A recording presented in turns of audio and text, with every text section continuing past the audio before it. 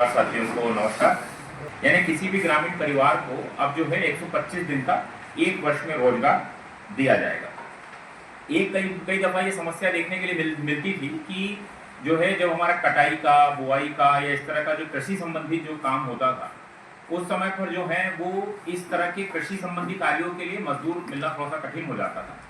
तो उस समस्या को हल करने के लिए भी शासन के द्वारा ये निर्धारित किया गया है कि एक वर्ष में इस प्रकार के किसी भी समय यानी 60 दिन को जो है वो एक तरह से अकार्य दिवस के रूप में, कार्य विराम दिवस के रूप में घोषित किया जाएगा। उसको नेशनल पोर्टल में एक स्टैक के रूप में संधारित किया जाएगा ताकि ये पता लगाया जा सके कि इस स्कीम के माध्यम से कितनी अलग अलग अवसंरचनाओं का विकास इसमें किया गया। इसके अतिरिक्त जो है जैसे प्रशासनिक व्यय जो है पहले 6% हुआ करता था, अब इसके अंदर 9% किया गया। क्योंकि इसका मुख्य कारण ये भी है कि जो है अब जो है जैसे डिजिटल उपस्थिति, आधार आधारित भुगतान, बायोमेट्रिक प्रमाणीकरण और नई जो आर्टिफिशियल इंटेलिजेंस की जो नई विधाएं आई हैं उनके माध्यम से भी इस योजना को जोड़ा गया है। तो इसीलिए जो है प्रशासनिक व्यय को भी 9% किया गया है ताकि इस तरह की नई टेक्नोलॉजी को इसके अंदर शामिल किया जा सके।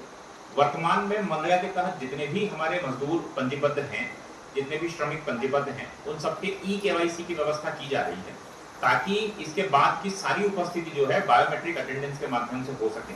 और ग्रामीण क्षेत्रों में सामान्य रूप से कई दफा ये आरोप लगाए जाते रहे हैं, इस प्रकार की शिकायतें आती रही हैं कि मजदूरों की उपस्थिति के बिना भी कोई काम हुए हैं मनरेगा के तहत, तो उसमें इस टेक्नोलॉजी के माध्यम से पूर्ण रूप से विराम लग जाएगा, क्योंकि बायोमेट्रिक उपस्थिति के बाद ही किसी की उपस्थिति उसमें पंजीबद्ध होगी और उसी के बाद ही किसी को भुगतान उसमें किया जा सकेगा। इसके अलावा जो है सामाजिक अंकेक्षण की व्यवस्था हर 6 माह में की जाएगी, इसकी भी व्यवस्था है ताकि जो है जितने भी काम किए गए हैं उनका असेसमेंट जो है वो बेहतर तरीके से किया जा सके।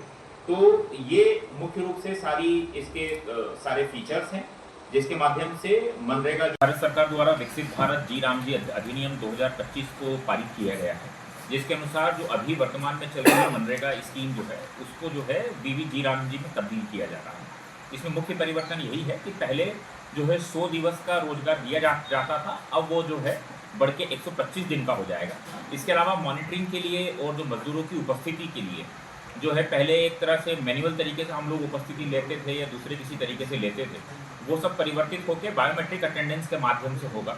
इसके अलावा आर्टिफिशियल इंटेलिजेंस के नए टूल्स का इसमें उपयोग होगा ताकि मॉनिटरिंग और ज़्यादा बेहतर तरीके से इसमें की जा सके। जो है अब जितने भी निर्माण होंगे वो ग्राम पंचायत स्वयं अपने स्तर से उसका निर्धारण करेगी और साथ में उसमें ग्रामीण अवसंरचना और आजीविका से संबंधित जो है इंफ्रास्ट्रक्चर रिलेटेड काम जो है विशेष रूप से लिए जाएंगे ताकि जो है जो भी काम हो उसको नेशनल पोर्टल पर एक और अगर रोजगार देने में असफल होते हैं तो महंगाई भत्ता भी दिया जाएगा। सर इसमें क्या पलायन भी ग्रामीण क्षेत्रों से रुकेगा और लोग घर में रुकेगा? निसंदेह 25 दिन ज़्यादा बढ़ने के कारण पलायन भी रुकेगा और इसकी प्लानिंग भी ज़्यादा स्ट्रक्चर्ड तरीके से हो सकेगी। यानी मुख्य रूप से इसमें यह है कि जो भी कटाई, बुनाई मतलब बुआई का समय जो होता है, जहाँ पर जो है ग्रामीण क्षेत्रों को ऑलरेडी खेती हर कामों में अच्छा रोजगार मिल जाता है, उन 60 दिनों को हम इसके लिए न्यूट्रल कर देंगे। यानी उसमें मनरेगा जो जी राम जी का काम नहीं होगा और शेष दिवस में जब हम 125 दिन का रोजगार देंगे तो पलायन के इसमें काफ़ी लाभ मिलेगा। मजदूरी के लिए भी कुछ नए नियम आए हैं? मजदूरी के लिए यही नियम है कि मजदूरी जो है साप्ताहिक आधार पर अथवा अधिकतम 15 दिवस में मजदूरी दे दी जाएगी। ये इसमें विशेष परिवर्तन किया गया है। उम्र जो है 18 से लेकर 60 साल की उम्र। और सर ग्राम पंचायत में जैसा कि मशीनों से भी कार्य कराया जाता है तो उस पर भी लगाम ये काफ़ी इसमें जो है इस प्रकार की शिकायतों को खत्म किया जा सकेगा क्योंकि इसमें बायोमेट्रिक अटेंडेंस के माध्यम से होगा। यानी हमारे सारे जितने भी जो है ग्रामीण क्षेत्र के जी राम जी के मजदूर होंगे उन सबका हम आधार बेस्ड ई-केवाईसी करा रहे हैं और उनकी उपस्थिति अनुपस्थिति का निर्धारण उस जारी किए गए हैं, वही मजदूर मौके पर उपस्थित हैं या नहीं।